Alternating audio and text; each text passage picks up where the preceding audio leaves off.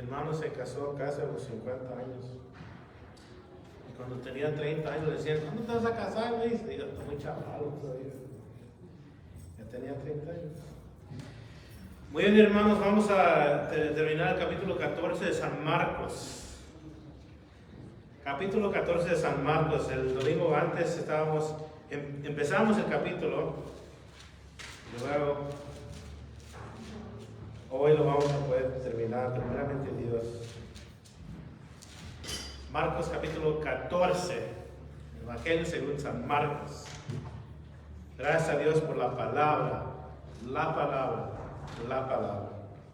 el verbo. Vamos a orar. Señor, gracias Señor otra vez por esta oportunidad de estar, Señor, congregados en tu nombre. Somos uno en ti. Somos la iglesia de Cristo. Señor, tú eres la cabeza, tú eres el centro. Y tú eres, Señor, la fundición también. No hay nada fuera de tu alcance, oh Dios. Ayúdanos a dejar todas nuestras cargas y quejas, Señor, y comer de tu palabra hoy, porque tu palabra nos da vida. Tu palabra, Señor, es nuestra única esperanza. Gracias por todo lo que se va a cumplir, mi Dios.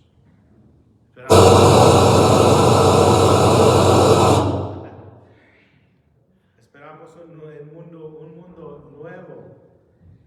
Está mejor que el café, de despertar, se despierta uno.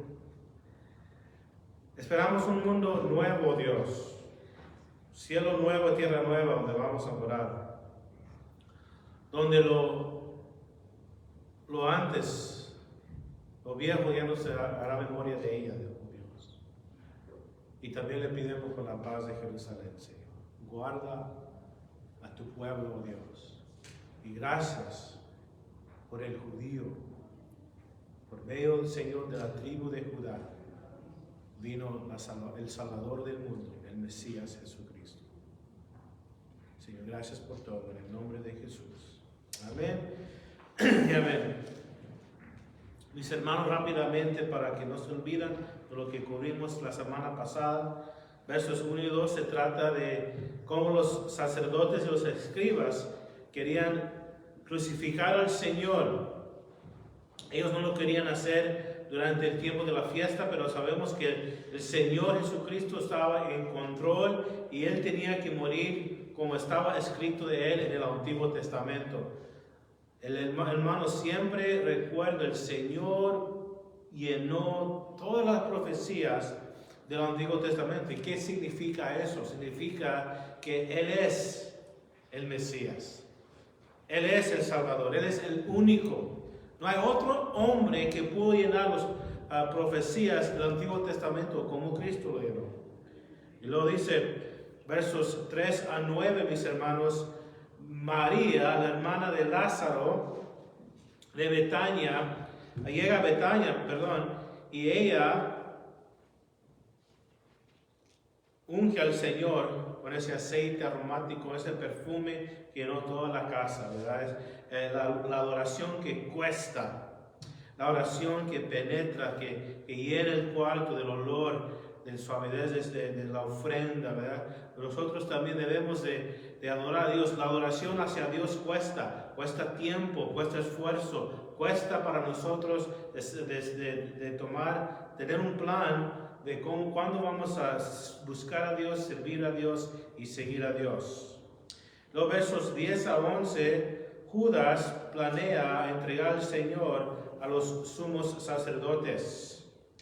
Y los versos 11 a 25, el Señor celebra la Pascua con sus discípulos e instituye un nuevo pacto, ¿verdad? Él dice, el pan, ¿verdad? Coman el pan que por vosotros es partido. Y luego dice, toman la copa, esta es la copa, mi sangre, un nuevo pacto. El Señor estableciendo un nuevo pacto que el creyente es justificado por medio de la fe en Cristo el Señor. Y luego el Señor, mis hermanos, da profecía a Pedro de que cómo él iba a fallar y caer. El Señor Jesucristo le dijo a Pedro, Pedro, me vas a negar. Pero en Lucas, mis hermanos, Lucas incluye lo que el Señor dijo por completo a Pedro. Pedro, mis hermanos, el Señor le dijo, me vas a fallar, me vas a negar. Pero Lucas escribe con más detalle. Fíjate lo que dice. Yo quiero leer para ustedes, porque muchas veces cargamos muy feo a Pedro. Que Pedro para allá y Pedro para acá. Pero en Lucas 22, 31, el Señor le dice a Pedro, dice, Simón, Simón, ya no lo dice Pedro. Recuerda que su nombre fue cambiado cuando Él dijo, tú eres el Cristo, el Hijo de Dios. Y Cristo le cambió su nombre a Pedro. Y Simón significa arena, algo que no es estable. Pedro significa piedra. Pero cuando Pedro dijo, no te voy a negar. Primero Cristo le dijo, ya está escrito antes de que las ovejas iban a abandonar al pastor. Iré al pastor y las ovejas quedarán dispersas. Mejor Pedro hubiera estado callado. Señor, yo no entiendo lo que está diciendo, pero yo confío en tu palabra. Pero no, Pedro dijo, yo no te negaré.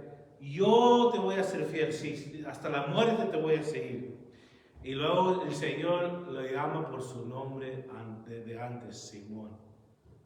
Al momento que usted y yo empezamos a mirar nosotros mismos en vez de a Dios, en vez de buscar a Dios o mirar a Dios, en vez de depender de Dios y nos ponemos a enfocar a nosotros mismos, vamos a caer.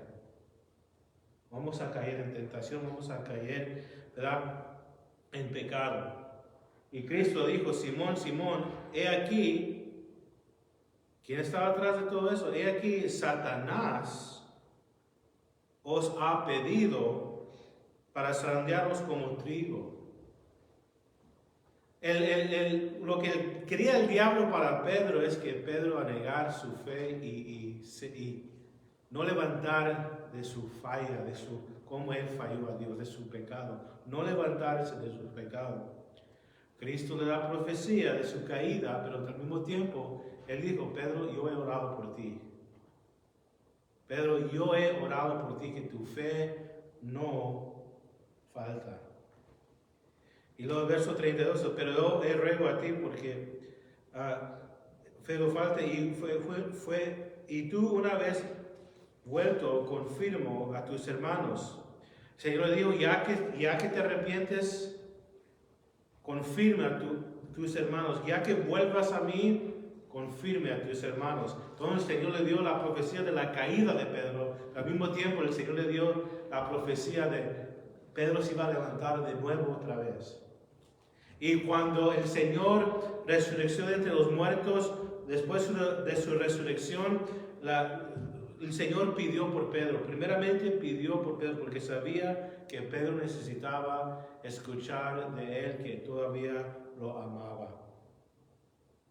Entonces el Señor da profecía de la caída de Pedro, pero al mismo tiempo Pedro se arrepiente y se levanta de nuevo.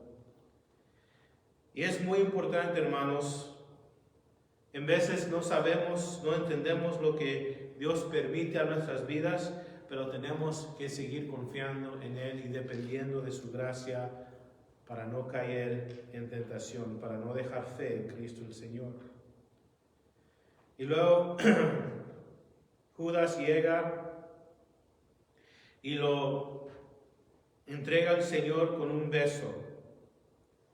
Verso 45, y cuando vino se acercó luego a él y le dijo, maestro, maestro, y lo besó. Y la palabra besó en griego significa un beso de amor, porque los griegos tenían 3 palabras para beso. Esta palabra aquí es usado como un beso de amor, un beso con mucho cariño, pero era pura hipocresía. Verso 46, entonces ellos le echaron mano y prendieron. Juan dice en su evangelio que cuando vinieron a llevar a Jesús, le preguntaron que si tú eres, y él dijo, yo soy. Y Juan en su evangelio dice que se cayeron para atrás. Los que estaban con los soldados del templo, la multitud de hombres que fueron a llevar a Jesús, Juan dice en su evangelio que cuando Jesús dijo yo soy, cayeron para atrás. ¿Por qué? Una opinión, una idea mía, mis hermanos, es que Cristo está mostrando a ellos de que Él es el Mesías. Y hay de aquel que echa mano sobre el Hijo de Dios. Hay de aquel que lo condena a la muerte y Él está avisando a ellos, están seguros que me quieren matar a mí. Si ustedes entienden lo que están haciendo, no hay remedio para su pecado. Otra vez digo, mis hermanos, el único pecado que no tiene remedio, que no tiene perdón, es el blasfemio en contra del Espíritu Santo, es rechazar a Jesús, básicamente. Y durante la cena, mis hermanos, recuerda, el Señor dice, uno me va a entregar. Y el Señor estaba hablando a Judas. El Señor estaba dando oportunidad a Judas para que se arrepintiera, pero Judas no se arrepintió de su pecado. El Señor después dijo, mejor no hubiera nacido el hombre que me va a entregar. Y luego dice,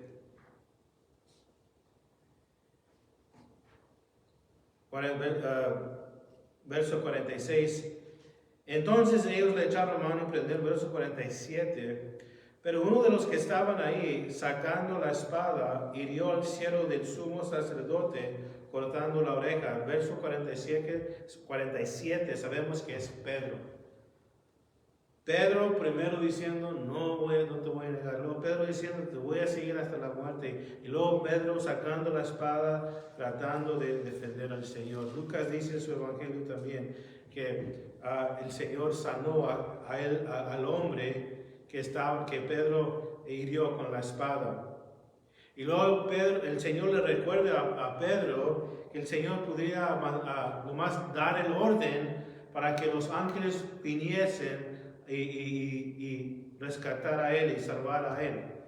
Pero el Señor, mis hermanos, no vino más que a servir, a cumplir y a morir y a resucitar de nuevo de entre los muertos. Solamente así, mis hermanos, pudiéramos ser salvos, pudiéramos tener vida nueva.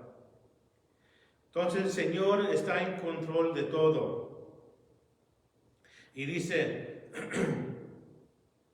verso 48, y respondiendo Jesús les dijo, ¿cómo contra un ladrón habéis salido con espadas y con palos para prenderme? No era el estilo del Señor de usar violencia. El Señor vino, mis hermanos, sanando a los enfermos. Él vino consolando a los que estaban quebrantados de corazón. Él vino, mis hermanos, suavemente para mostrar el carácter de su Padre. El Señor cumpliendo lo que estaba escrito de él desde antes. Entonces todos los discípulos dejándole huyeron. Verso 50, ya deberíamos de recordarnos el verso 27, lo que había dicho el Señor antes. Entonces Jesús le dijo, todos os escandalizaréis de mí esta noche, porque escrito está, heriré al pastor y las ovejas serán dispersas. Cumpliéndose la palabra. Los versos 51, pero cierto joven le seguía, cubierto el cuerpo con una sábana, y le prendieron. Creen muchos que este joven en el verso 51 fue Marcos, el que escribió este evangelio. Muchos creen que el cuarto que el Señor usó para celebrar la Pascua con sus discípulos fue la casa de la mamá de Marcos. Puede ser. Sabemos que en el capítulo 2 de Hechos, que estaban ellos congregados en la casa de ella, cuando descendió el Espíritu Santo sobre ellos. Pero ¿por qué Marcos incluye este verso aquí? Que él tenía una sábana puesta y luego se le cayó y corrió desnudo. ¿Por qué? A lo mejor él dijo, pues, si Pedro va a ser honesto con sus fallas, yo también voy a ser honesto lo que me pasó a mí. Y luego dice, verso 52, mas de él dejando la sábana huyó desnudo. Verso 53, trajeron pues a Jesús al sumo sacerdote y se reunieron todos los principales sacerdotes y los ancianos y los escribas. Aquí, mis hermanos, vemos cómo en la ley el sacerdote tenía que examinar el cordero. Y para que el cordero pudiera ser ofrecido ante Dios, tenía que ser perfecto, tenía que ser macho, perfecto, sin defecto. Y era la responsabilidad de los sacerdotes a fijarse bien en el holocausto, que tenían que ir al 100 para Dios. Vemos indirectamente, mis hermanos, los sacerdotes examinando a Jesús, haciéndole preguntas, y no van a poder hallar nada mal en él. Ni una mentira, ni una falla, no quebró ninguna ley del Señor. Eso es importante. ¿Por qué? Porque si Jesucristo hubiera tenido pecado en su vida, su muerte en la cruz no los pudiera salvar. Su muerte en la cruz no los pudiera salvar. Hay doctrinas de demonios que dicen que Jesús fue un hombre y pecó. Eso viene del diablo. Desde su nacimiento el Señor nació por medio de una virgen. Desde niño dejó de andar jugando y se fue y andaba en las cosas, en los negocios de su padre. Cuando Él se manifestó y empezó su ministerio, el Espíritu fue bautizado, el Espíritu Santo lo mandó al desierto y el Señor fue tentado en todo. Y más que una vez, porque dice que el diablo lo dejó por un tiempo. Cristo, el Cordero de Dios, el inocente, el puro, el santo, solamente así Él pudo cumplir la obra de redención para la humanidad. Y ya para este tiempo, mis hermanos, el sacerdocio era corrupto ya. Era muy... la gente que estaba, los hombres que estaban puestos en esas posiciones, eran por puro político. El sumo sacerdote Caifás es sacerdote simplemente de tener a Ananías, el que era antes, por suegro. Solamente por ser el suegro familiar del otro sumo sacerdote. Eran muy corruptos y estaban comprados también.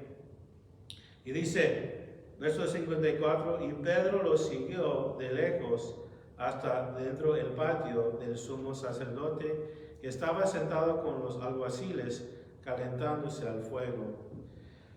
Otra falla que miramos en Pedro, él está siguiendo a Jesús de lejos. Y se está calentando con el fuego del mundo.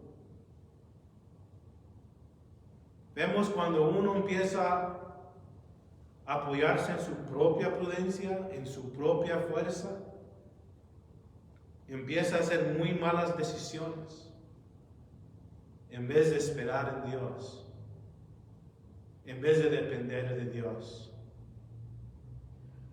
Tengo que leer, mis hermanos, para ustedes lo que dice Isaías, porque está muy fresco en mi mente, porque acabamos de estudiar ese bendito libro. El último libro de Isaías, el último capítulo de Isaías, el Señor, ¿verdad?, no necesita nada. Él dice, yo he hecho todas las cosas. ¿Cuál es dice, me lo voy a leer, Isaías 66:2. Mi mano hizo todas estas cosas. ¿Verdad? Porque los judíos, algunos adoradores de Jehová adoraban a Dios por fuera solamente. Y mientras que la gente miraba, oh mira, fulano tal está haciendo esto, fulano está haciendo lo otro. El Señor dice, mi mano hizo todas estas cosas. Así todas estas cosas fueron, dice Jehová. Pero miraré a aquel que es pobre y humilde de espíritu, que tiembla a mi palabra. Pedro se enfocó en sí mismo y fíjese con que ya él paró de seguir a Jesús como debía de seguir a Jesús. El que es pobre, mis hermanos, en hebreo significa alguien que es renco. Dios está mirando no el que uno hace por Él. Él busca uno que es renco, que reconoce su necesidad de Él. Un renco necesita algo para que se apoye el peso de su cuerpo para que pueda caminar. Así Dios busca a aquellos que dependen de Él por nuestras debilidades. El que tiembla la palabra, el que no dice, la palabra fue por aquel hermano, no por mí, no. El que escucha la palabra y dice, yo tengo la misma sangre y carne de ellos que fallaron. Yo dependo de la gracia de Dios. El que tiembla la palabra, el que lo toma y que lo obedece. Ya Pedro se está alejando del Señor y está con los del mundo. Verso 55, y los principales sacerdotes y todo el concilio buscaban testimonio contra Jesús para entregarle a muerte, pero no hallaban. Porque muchos decían falso testimonio contra él, mas sus testimonios no concordaban. Verso 57, entonces levantándose unos dieron falso testimonio contra él, diciendo, nosotros le hemos oído decir, yo derribaré este templo hecho a mano y en 3 días edificaré otro hecho sin mano. Los judíos tenían la creencia que si uno hablaba en contra del templo era igual de hablar en contra de Dios. Porque hicieron el templo un ídolo. Y tuvieron que fabricar algo falso en contra del Señor para poder seguir con sus planes de condenarlo hasta la muerte. Verso 59, pero ni aún así, verso 59. Pero ni aún así concordaban en el testimonio. Verso 60. Entonces el sumo sacerdote, levantándose en medio, preguntó a Jesús diciendo, ¿no respondes nada? ¿Qué testifican ellos contra ti? Aquí, mis hermanos, yo veo, para mí, es otra tentación para Jesús. Él conoce a los que le estaban condenados. Ellos eran culpables de pecado. Él sabía todas sus vidas. Él sabía lo que estaban pensando. Él sabía todo de ellos. Y él podía decir, ¿sabe qué? Ya estoy hasta aquí. Y dar el orden para destruir a todos ellos. Pero el Señor no vino para mostrarse de esa manera todavía. Él vino primero a salvar lo que se había perdido. ¿Qué se perdió? Conocimiento de Dios. La gente había perdido de que Dios ama al pecador y quiere transformar su vida y quiere que uno camina con Él, depende de Él siempre y guarda su palabra. Más que edificar un templo de oro y de mármol y que sea una gran maravilla del mundo, más que eso, Él vino a cumplir la palabra.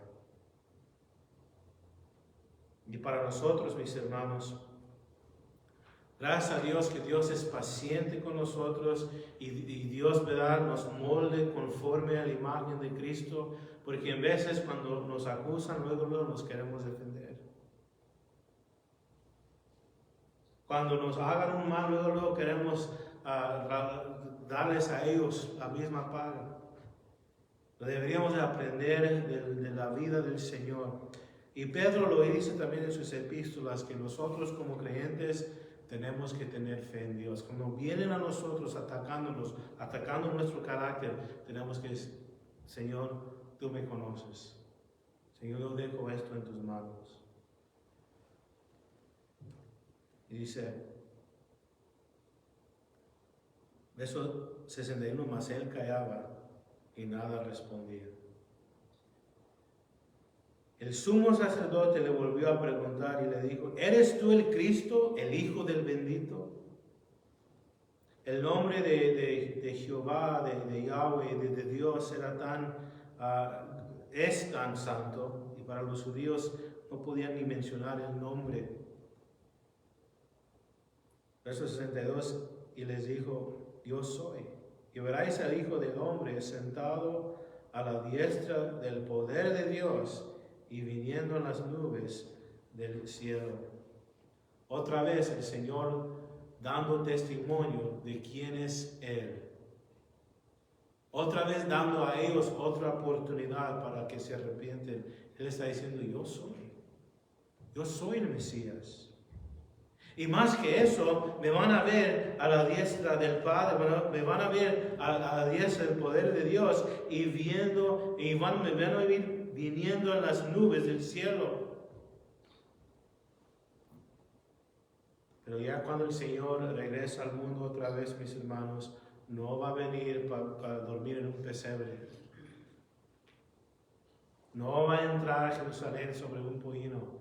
Va a venir sobre un caballo y va a tener juicio a sus enemigos, a los que habían rechazado a Él, a los que habían perseguido a su pueblo.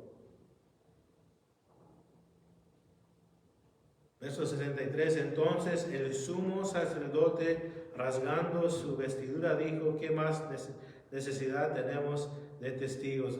De rasgar sus vestiduras era común para los judíos, de mostrar qué tan apurados, qué tan profundo era el problema. Ellos pensaban o lo tomaron que el Señor estaba blasfemando y rasgando sus vestiduras. Verso 64, ¿habéis oído la blasfemia? ¿Qué os parece? Y todos ellos le condenaron, declarándole ser digno de muerte. Y algunos comenzaron a escupirle. Todavía hacen eso en esa parte del mundo. Y cubrirle el rostro y darle los puñetazos, a decirle profetiza, y los alguaciles le daban de bofetadas. El Señor, ahora mis hermanos, sufriendo físicamente los golpes. Isaías dice que fue desfigurado su rostro y aparte todavía le queda ser azotado. El Señor, mis hermanos, otra vez digo, Él está en control. Él escogió a sentir y a sufrir lo que físicamente y también mentalmente y espiritualmente el Señor sufrió lo todo. Es por esa razón, mis hermanos, que Él es digno de nuestra alabanza. Es por esa razón, mis hermanos, que usted y yo siempre damos gracias a Él por nuestra salvación. Nosotros como creyentes, mis hermanos, no deberíamos de cansarnos de escuchar el simple mensaje del Evangelio. Nunca, nunca, nunca. Si nos enfadamos del Evangelio, significa que nuestro corazón se ha endurecido y nos hemos dejado nuestro primer amor. El Señor sufrió lo máximo para comprarnos del poder del diablo y para vestirnos de justicia, para cubrir nuestra vergüenza y para darnos vida nueva.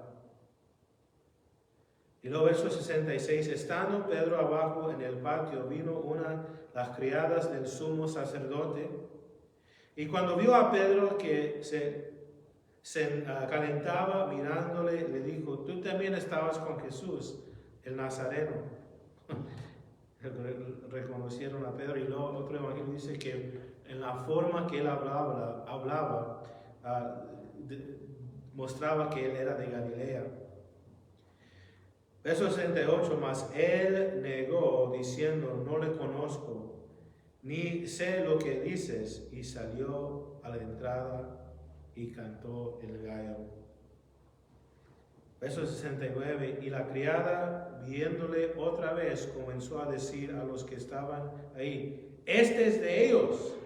pero lo negó otra vez. Poco después los que estaban ahí dijeron otra vez a Pedro: verdaderamente tú eres de ellos, porque eres Galileo, y tu manera de hablar es semejante a la de ellos.